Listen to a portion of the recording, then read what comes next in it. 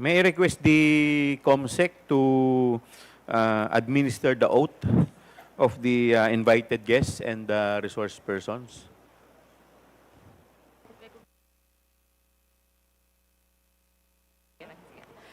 Thank you, Your Honor. To all the resource persons invited, kindly stand up and raise your right hand, please. Representatives and resource persons from the Office of the Vice President, COA, and DBM po. Thank you, ma'am.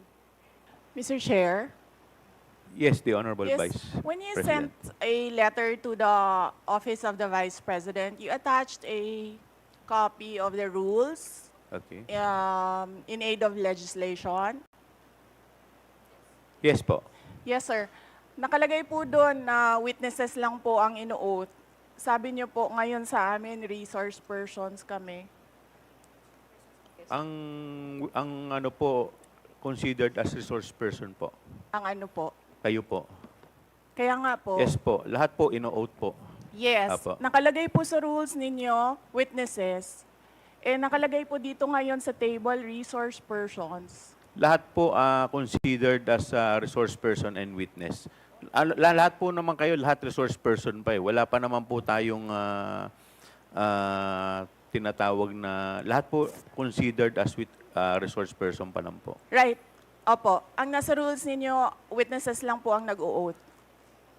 Wala po kayong rules sa resource persons.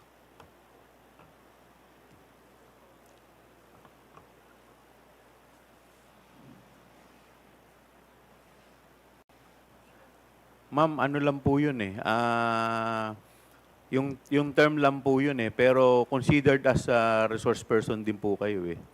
Yes, sir. Opo. Resource persons nga po Kayo, nakalagay witness dito. din po at saka resource person po. Hindi niyo po sinabi na witness ako. Sinabi niyo po dito ngayon, resource persons. Ang nakalagay po sa rules ninyo, witness. COMSEC, ano po yung pinadala po ninyo? Yun pong rules in aid of legislation.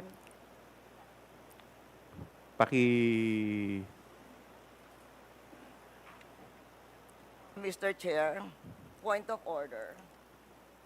What is the point of order of the Honorable Because Congressman this issue about Macapagal? witness, resource person, etc., etc. Ma'am, pakilakas lang po, hindi po marinig. Persons and accused has been taken up in previous legislative inquiries in aid of legislation. I want to quote a December 8, 2008 hearing in the Senate, where Senator Miriam Defensor Santiago issued, had an opinion on a similar situation, but she quoted a Supreme Court ruling. So,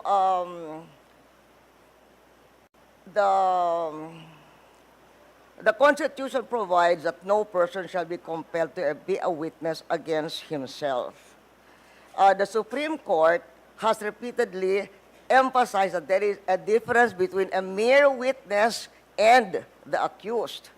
And it can appear from statements and privileged speeches that there is that a person who is the subject matter of an adverse privileged speech is not a mere witness or a mere person of interest, meaning a suspect. She is in fact accused of what seems to be a criminal case for violation of certain criminal laws, including malversation of public funds. And there is a case quoted in 2007, Standard Chartered Bank versus the Committee on Banks, where the court repeated the rule that an accused occupies a different tier of protection from an ordinary witness.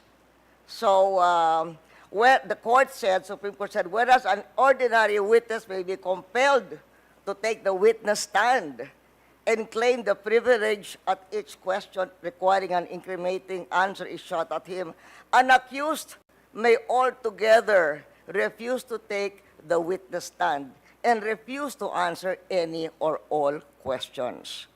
So that has been a supreme. And then there is a portion, the court explained that the right of the accused against self-incrimination also applies to respondents in administrative investigations, such as legislative inquiries in aid of legislation. So that is the point of order I am raising, and there is a Supreme Court ruling to this effect. Thank you, Mr.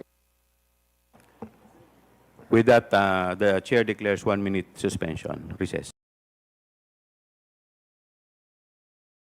Madam Congresswoman Arroyo, may I know if, may I be clarified if the tenor of your point of inquiry is referring to the sub judice case or rule? Referring to the sub judice case, but it is saying that when a witness, in fact, is in reality the accused. Ma'am, pakilakas po ng konti. Medyo hindi ko po... What he's saying is that if by the nature, for instance, of the privileged speech, if the witness is not a mere but the person being asked is not a mere witness or a mere person of interest, he is in fact the accused of what seems to be a case including malversation of public funds. And the court repeated the rule that an accused occupies a different tier of protection from an ordinary witness. So from given what Miriam Defensor Santiago said and the Supreme Court ruling that she's quoting, we cannot we cannot just trivialize. Kasi you're just a witness. You're a witness. Pareho na rin yung witness, resource person. They are not the same. The Supreme Court says they are not the same. And somebody who appears to be the accused has a different tier of protection from a witness. And in fact, can refuse to take the witness stand. Congressman Flores, you're recognized. Mr. Chair, this is an inquiry in aid of legislation, and no one is technically accused of any wrongdoing here, Mr. Chair. Mr. Chair, look at the speech. Ma'am, Look at the please, speech, Mr. Chair, ma'am, the privilege. please wait to be Mr. recognized. Chair, please. may I request a Wait. 1 I will, minute I will- recess? 1 minute. 1 minute Thank recess you. declared by the Yes. chair.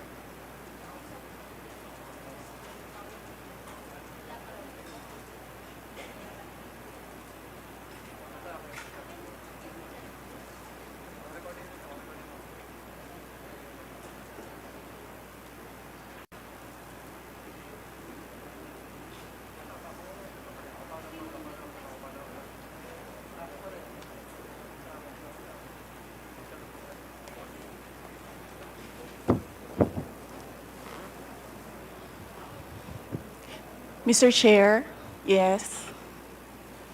Mr. Chair, Session resumes. Mr. Chair, may I speak? You will be given the opportunity later, Okay. Madam Vice President. In any event, the point of the Honorable Arroyo is well taken, but we will proceed to the oath taking. If the Vice President refuse to take her oath, we will respect that. In the meantime, COMSEC, please proceed with the oath taking of the other witnesses. To all the other witnesses and/or resource persons, please stand up and raise your right hand, inviting the DBM, the COA, and other staff from the Office of the Vice President, Your Honor. Okay, please your right hand. Do you solemnly swear that the statements you will give before this committee shall be the truth, the whole truth, and nothing but the truth, so help you God? I do. The oath has been administered, Your Honor. Mr.